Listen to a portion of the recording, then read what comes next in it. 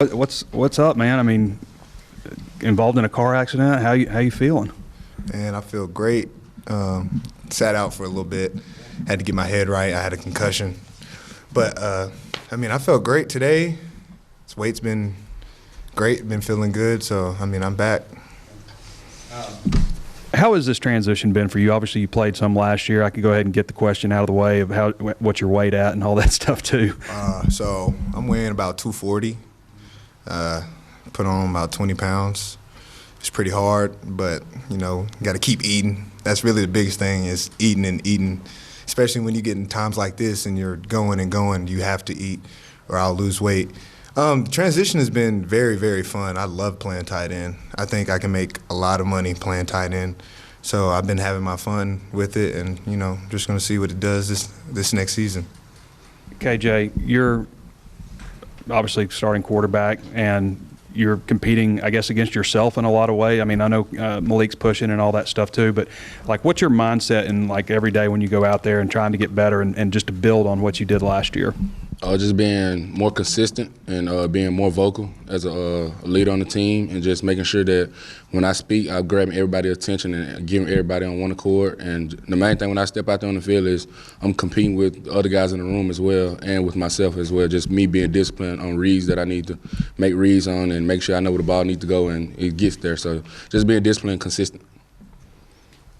Jay, you don't have Traylon Burks this year, but how's the receiver group coming along? I mean, I asked Sam the same thing. How do you feel about the group of receivers, including the tight ends with Trey and Huds and those guys? I feel real good about the receiving core and the tight end core. I mean, just those guys, they're great athletes. I mean, all of them have stepped up in major ways, and some of them have grown a lot over the course of the spring. So just being able to just get those athletes the ball in space and just let them play ball. Hazelwood made a pretty quick adjustment considering coming completely different offense, school, and terminology and yes, stuff. I mean, he's learning each and every day. The main thing, he's getting down the terminology that we speak in for this system that we run and just him being able to just go from the pro-style offense in Oklahoma to a more up-tempo and, you know what I'm saying, make sure we're getting the ball back inside and getting the signal and lining up and playing pretty fast. So he's been, over the spring, he's done a real good job adjusting and catching on pretty quickly. Trey, you said that you've gained about 20 pounds. How did you go about doing that? Oh, it started last season when I made the transition. I was weighing about like 217.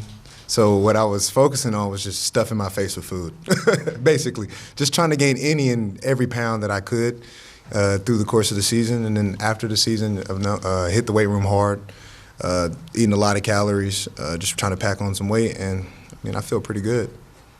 KJ, what does a guy like Trey bring to the table as a tight end?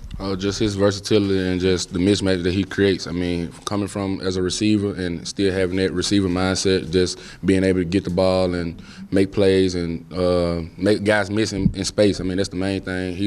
I consider him a flex tight end because we still can line him up outside the receiver and maybe a linebacker come out there on him or a nickel or something like that. And, I mean, with the size he has and the hands that he has, he's still a mismatch problem. So. AJ, Coach Pittman said that you've improved a lot in making your reads and just kind of seeing the game before it happens. So what is it that you've worked on in this offseason to kind of improve in that? Just film. I mean, not being greedy, which goes on the fact of being disciplined. So, I mean, just taking whatever the defense give me. I mean, just knowing that those 5 yards add up over the course of time. And when I take shots, just be aggressive when we take the shot. So just being disciplined. Yeah, I think it was Tuesday, may have been Thursday, but you hit Malik on 75-yard touchdown bomb, 55-yard touchdown bomb. I mean, how dangerous can he be out there for you guys at wide receiver? How much can he help? We call him Tyreek Hill. I mean, just his speed that he brings, people ain't too many guys in college can run with Malik. So just being able to put him out there and just let him go be an athlete, just let him go play. So having a guy like that out on the field, and he played quarterback as well, so it give the defense something to look at, like, hey, it's 2 quarterbacks, something not right. But, I mean, just being able to get him the ball and just let him play and just let him have fun. You guys have been around the block a little bit now. When you look out at this team, I mean, it looks like first of all, it looks big, but it looks like an older team. You guys get that sense that there's just a sense of maturity out there with this group?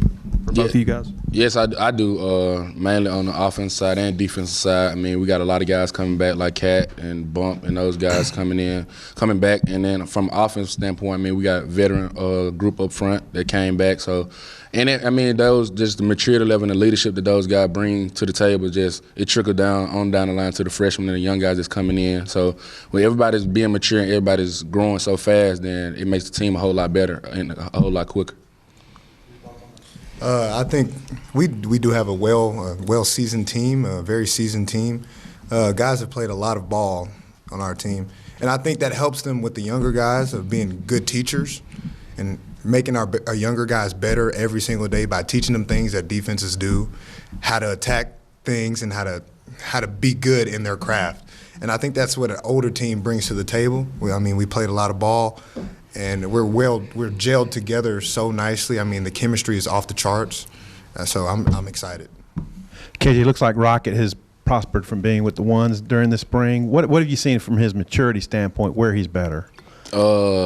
Just being able to get the signal and line up quick. I mean, he knows what's going on. He knows this in protection. He's talking to the O-line, communicating, making sure they know where they're going so he can react off of it. And, just being able to come in and just take the spring and just take the rips as a one and just take it serious. Just coming in, having fun, embracing it and all. But all in all on the field, he's focused. I have a question for both of y'all. Apparently, Sam is getting closer to whatever contract he's going to get and could be here the rest of his coaching career. What role has he played in where Arkansas football is right now, if y'all could both? I got it. I think he just restored the hope of this. This is a proud state, and we say it all the time, and we play with a chip on our shoulder. And I think, this man could finish his coaching career here. We love him. The fans love him. He's brought that grittiness to our team, that toughness that we're going to go out there every week and we're going to hit you in the mouth until you quit. So I think that's what he's brought to the table. What Trey said, you hit it dead on, just him bringing that grit and just bringing just that great atmosphere that Arkansas has been missing in the past. So with him coming in and just instilling that hope into all the fans here and just giving those the fans a show each and every time we step out on the field. And we also just playing hard for him and not only just him, for each other and the state. So with all that at stake, we just play lights out. There's a mental aspect to this that we're not going to see you guys anymore this spring. 3 more practices and the fans – but you got 3 more practices. What do you want to concentrate on these next 3 to finish spring the right way, to both of y'all? Just coming out healthy. Everybody's still coming out healthy and make sure everybody's still in their playbooks. So, when we come back, we don't have no setbacks. We just hit the ground running and everybody just intact and we're executing and chasing perfection, basically. So, the main thing, out of these 3 practices, we just want to come out and just remain healthy. Both of y'all, this may be a strange question, but is there a guy guys on the defensive side of the ball that have caught you guys' eyes in terms of just wherever you go, he's right there or he's always around the ball, maybe in your face a little bit? Drew Sanders. He's a huge asset to the team. What he brings on the defense side of the ball is just great. He's always around the ball, fast in space, make plays, a guy that will come down in the box and will hit you, will thump you. So, just him just come to the Arkansas Razorbacks and just what he brings is awesome. You think the tandem with him and Bumper, maybe a third linebacker too, you think that's a pretty solid duo with those 2 guys? Yes, no questions, yeah. You want to give a thought on Drew, what you've seen out of him?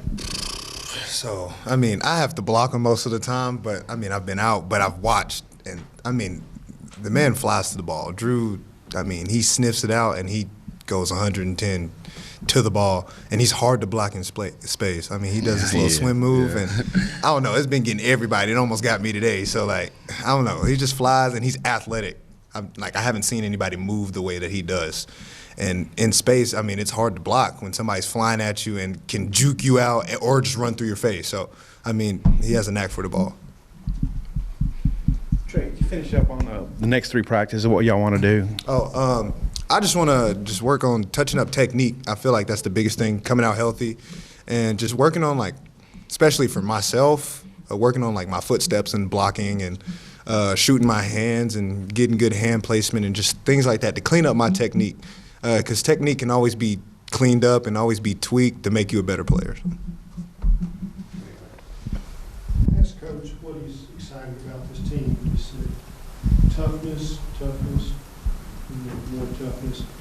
How do y'all account for that when y'all really haven't scrimmaged that much? I mean, once. What's the practice like that can make y'all tough? I would say just, and from my standpoint, is just coming out healthy, and also it's way harder to thud than just tackle. So just us instilling just thudding guys up and not taking them to the ground and just being able to make sure you're squaring up in the right position. And as an offensive guy, just being able to run through arm tackles and making sure we square up and focus on our technique and driving our feet. So up front, I mean, just screening and stuff like that. So, I mean, that's what we get from just toughness and just also just being loyal to one another.